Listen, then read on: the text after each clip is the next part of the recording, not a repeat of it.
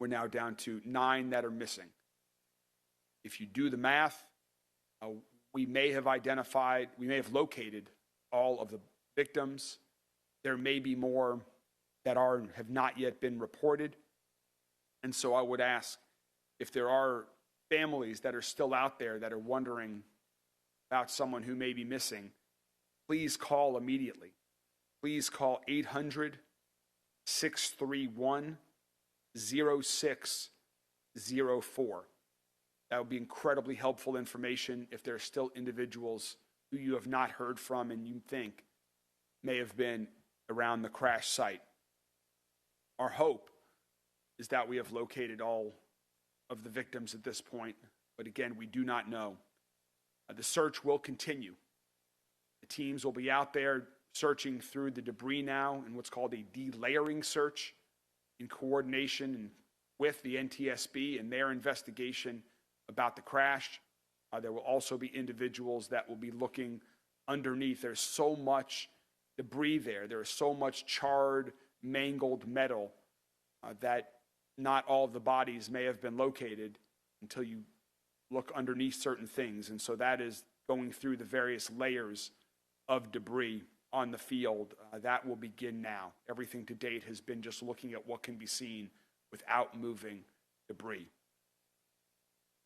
NTSB, as they reported yesterday, has identified and located the black box on the voice recorder, and that should be incredibly helpful, assisting with their investigation. And also Jody Myman, our Director of Emergency Management Services, he and members of his team are in close coordination and communication with the NTSB, staying up to date on their search and anything that we can do to assist them with their investigation and communications. We've talked a lot about first responders over the past few days and the amazing work that they did. I want to give a special shout out to one agency, and that is our Muhammad Ali Louisville International Airport Department of Public Safety. At the airport, you may or may not know, but there is a Department of Public Safety just for the airport, fire, EMS, and police, all in one department, led by Chief Josh Grimes. They responded immediately just because of their proximity on the airport. They were the very first responders on the scene that drove through the fences, past the airport boundaries, to immediately begin the first response to the crash and the immediate aftermath. They've had to deal with a lot since then, and I want to give a special thanks to all of the public safety professionals that work for our airport. Thank you all so much. Speaking of the airport, there are 2 runways that are now open at the airport. That is one more than yesterday. There's still one runway that the NTSB is still connected to their investigation. To answer a few other questions that we've been getting from members of the community, which are not yet full answers, but this is the best that we have at the time. I know there's still folks that don't have power for some of the businesses that are located near the crash site. LG&E is on site right now, and they are seeing what they can do to get power turned back on. The NTSB will be releasing buildings as they identify properties that they either have recovered the debris from or are not directly pertinent to the investigation. And it's safe that LG&E will be restoring power throughout this process. Yesterday, when I was out at the crash site, there were wires everywhere that had come down as a result of the crash. Wires on the street, wires on property. And so we need to, again, put public safety and people's safety at the top of the list. And so they will be getting the power back on as safely as they can. Also, there are still some roads that are closed, Grade Lane and Crittenden Drive. Again, we will be working to reopen those as quickly as we can, with safety as the top priority. So we're looking at a plan for doing that. And for the businesses that are located along Grade Lane, we are making contact with those businesses, and there will be escorted access opportunities for business owners to survey their property. if there's anything that they need until such time as their full access is restored, as the roads are open. And my final report before we'll take questions, and then we'll go into the second part of our briefing. But the final thing is just extending an invitation. There's a vigil tonight at the Teamsters local headquarters here in Louisville, and they have invited the entire community to come out to that vigil to be together during these times. And that's something that I think is very helpful for the entire community, is to come together, to share our sorrow, share our heartbreak, to say some prayers for the victims and the families that we lost in this tragedy, and to find strength to keep moving forward individually, as families, and as a community. That's the update we have as of right now, and I'm happy to take any questions about the crash before we continue.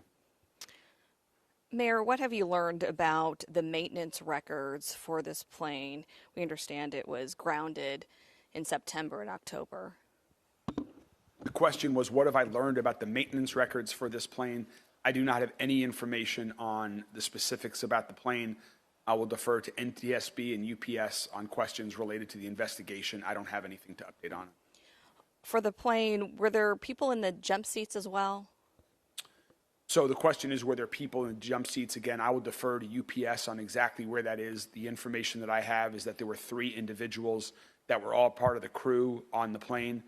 That is the extent of my information. I don't know where on the plane they were sitting or what they were doing at the time of the crash. We're getting some calls about people saying they were sick after the crash from breathing in the smoke and the air quality. What is the latest on the air quality after the crash and now? I'll defer to, the question was about the latest on the air quality after the crash, and I'm going to turn it over to Director Jody Myman for that. Yes, we were able very quickly deploy air monitors right after the crash, and then the 41st Civil Support Team from the National Guard came in and took over air monitoring for us, and they not only air monitored around the area, but we gave them several intersections for, going north where the plume was, all the way towards the river, and they were not getting any significant air monitoring readings for any health hazards all the way to the river, and that's why through the night we were able to significantly reduce that shelter-in-place area now to what it is. It's just a quarter of a mile, which really only encompasses the site. We're still continuing air monitoring around the area. It's been a subcontractor coming in, so we've released the 41st Civil Support Team, and now we've got a contractor on site that's doing real-time air monitoring 24/7.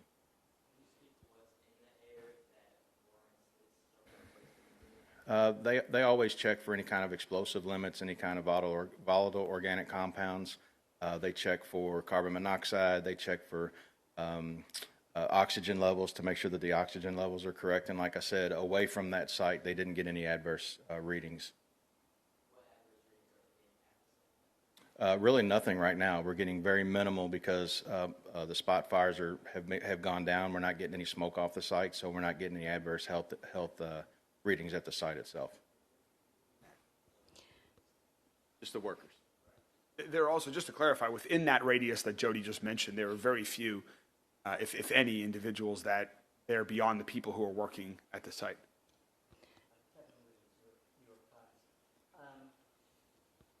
What federal assets besides the NTSB assets or agencies are involved in? He said 9.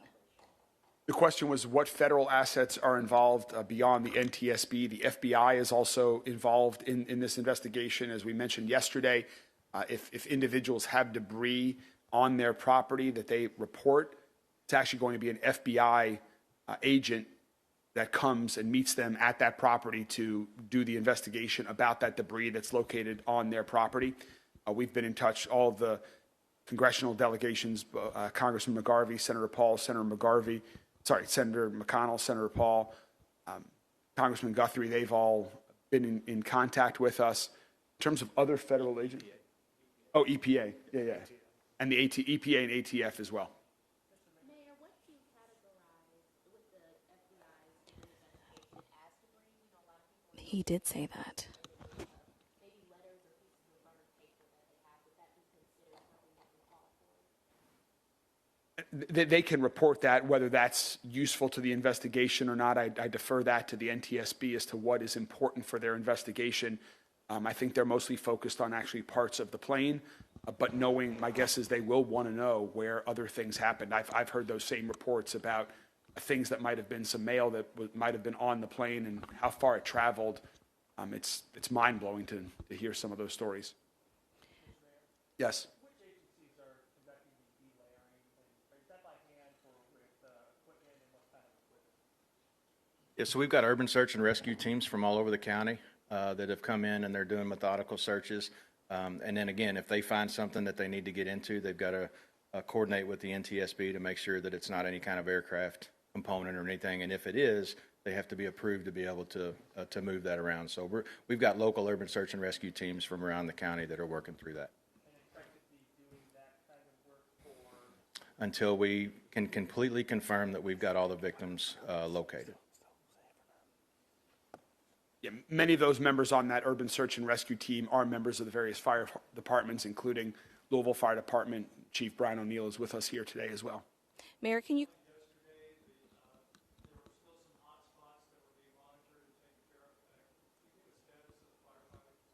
The question was about hot spots that we were talking about yesterday and the status of the firefighting. Yes, they're out as of now, but they still could, they could still flare back up just because of the deep seedness of it. So we've got fire crews that are staying 24/7 throughout the night, monitoring anywhere that we suspect that anything could flare up. But as of right now, they're out. And where are these hotspots? Throughout the half mile, they're just throughout the half mile. Like I said, various locations. I mean, they're just sporadic. And what's making it so persistent? Because they're so deep seated and because it could be a component of the aircraft itself. We don't want to get in there and move things around in order to not mess up the investigation. Mayor, the 9 who are missing, are they presumed to be in that area at the time of the crash, or are these families that just can't get in touch with their loved ones? Do you know those details? I believe the question was about the 9 who I said are still unaccounted for. Those are all individuals that were presumed to be in that area at the time of the crash. And are cadaver dogs being used right now? Cadaver dogs are not being used right now. And can you describe more about the difficulties of finding these 9 people? The difficulties of finding the individuals? Well, again, so the 9 people that have been reported missing are family members that have not gotten in contact with these individuals that they have reason to believe might have been in or around that area. We have located 12 victims of this crash, including what we believe to be 3 of the UPS crew. Yesterday, we were able to identify 6 people who were on that list the day before by doing continuous outreach to the individuals in many different ways, or other people that connected with our teams to let them know that they're okay. So we'll continue. We don't have any other information at that point. Can you speak to relocating the Family Assistance Center from the LMPD Training Center to the undisclosed location? So now the question was about the movement of the Family Assistance Center. We wanted to have a central, well-known location and we were trying to identify who may be missing, that people could easily get to, and that would be heavily publicized to get that information in the hours after the crash. And now that we believe we have identified the individuals who are still being missing, we're looking for privacy for the family to continue to support the families that are searching for answers, that are grieving, and we want to be there to be able to continue to support them in a private setting. And so that's why we're asking people, if there are still individuals who are missing, please call 1-800-631-0604. Yes, sir. You were there yesterday, right? I was. Can you describe, I guess, two-part question. Can you describe just what you saw and whether it was worse than you expected or what you expected? And is there any possibility, it's one of these, you never know unless you ask questions, of allowing the media access to the crash site just to help us convey the scope of the disruption? Obviously, you don't want to get in the way of any search and recovery and be respectful. So I'll answer the second question first about the access to the site. The NTSB is controlling the site right now, and so I would direct that question to the NTSB about access to the site for members of the media. In terms of what I saw yesterday, it was tragic, it was horrific. It was, you hear people say, oh, you only see that in the movies. This was worse than the movies. Half a mile long, standing there where you could just see the destruction, the charred, mangled metal. In some cases, at that point, there were still some smoke rising from piles of debris. Saw first responders that were still working intensely, most of whom had just gotten to the scene, some of whom, though, had been there since the night before, that were still working, doing whatever it takes to identify victims, to make sure we could get back safely as a community. Their heroism is unmatched. You see that in times of tragedies like this, but I know from the work that I'm doing right now that it's happening every day in ways large and small across our entire city, across our entire country. But the amount of things that were just so charred. We saw a top of we call it a silo, where there was literally part of the tail of the plane appeared to be sticking out of a storage silo. And then, I don't know how many yards away, you saw the top of that silo sitting on the ground, just totally charred. Just the intensity of the flames and what that did so quickly to a half a mile long debris field was unimaginable prior to seeing it with my own eyes firsthand. Well, thank you all very much. We will continue to keep the community up to date as soon as we have information. I know there's a lot of questions about who the victims are. The coroner will be releasing information on the identity of the victims as they have that information. UPS may be releasing information about the crew members.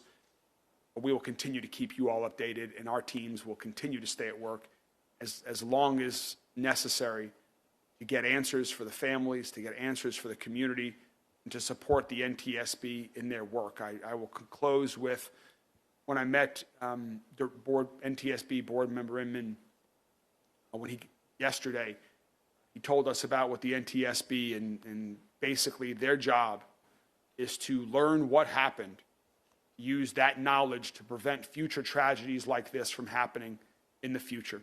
And so we want to support the NTSB in every way, shape, or form that we can to get all of the answers as to what happened, to work to prevent a tragedy like this from happening in any other community ever again as we move forward. It's also during times like this that coming together is so important, and being together as a community can help in the healing process, help in the grieving process, and to help as we all move forward into the future. And so I'm incredibly proud that this weekend we're going to be celebrating Veterans Day as a community, which will give us an opportunity to come together as a community. If I can invite some of our friends that are here today that are involved in the Veterans Day Parade to now join me as we talk about one way the community will have an opportunity to come together, to show our strength as a community, and to show our support for veterans who have been out there working on behalf of everyone throughout the entire country for generations. We'll take a quick moment as they come up to the stage to join me to talk about the Veterans Day Parade. Thank you.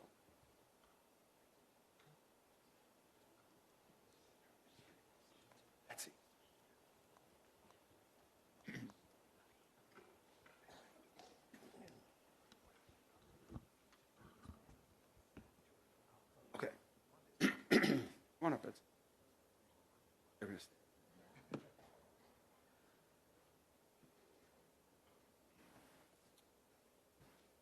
So once again, it's particularly appropriate this weekend to celebrate our veterans. And as we approach Veterans Day, I'm honored to invite all Louisville residents to join us for the annual Kentucky Veterans Parade and celebration this Saturday, downtown and in Nulu. This Veterans Day Parade is a signature event for our city and a time when we can recognize and express our deepest gratitude to the brave men and women who have served our country. This year marks the 15th anniversary of the parade, and we're excited for its return. Rachel and I are looking forward to joining everyone at 11 a.m. on Saturday morning